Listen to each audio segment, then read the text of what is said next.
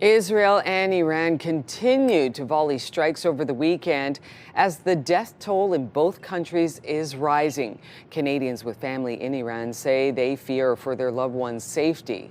The roads are completely packed. Fuel is hard to come by for their vehicles. They are concerned that if they go to another town, that other town might be hit. Meantime, U.S. President Donald Trump is vowing to bring peace between the warring nations as the conflict widens. Trump says, quote, many calls and meetings are taking place to establish a deal between the countries.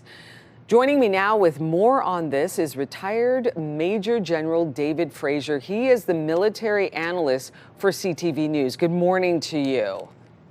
Good morning. Good to be with you, Rosie. Great to have you on the show. U.S. President Donald Trump says he wants to help the two countries make a deal to stop the fighting. What are the two countries looking to make a deal on?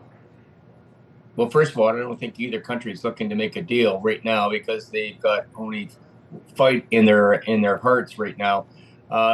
Because the Israeli Prime Minister just announced that they've got almost complete freedom of movement in the air, which just kind of opens the door for more attacks on Iran. And Iran, in response, have got to find some sort of retribution for what's happened here. Until that is satisfied, the president, who probably will be the person that's going to resolve this in the end, won't have any opportunities. But the fact that he's talking about this is good news.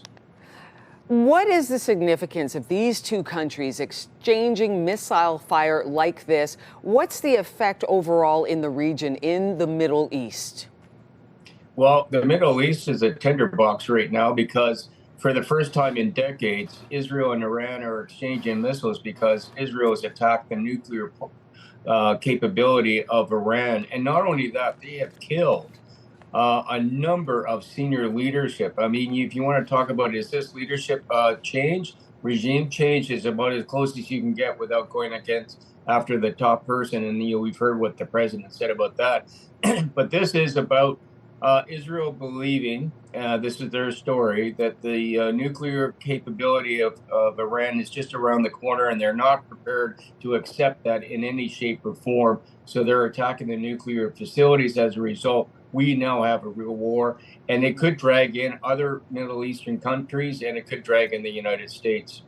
The U.S. president also reportedly intervened to stop Israel from killing Iran's supreme leader.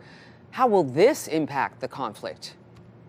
Well, I also, when we take that apart, what I really see is the Israeli Prime Minister is going to do what he thinks is right for his country, notwithstanding what the United States are saying.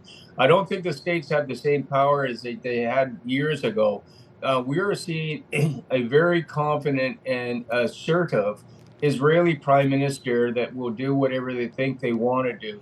And I think the United States is being dragged along to a certain degree on this war.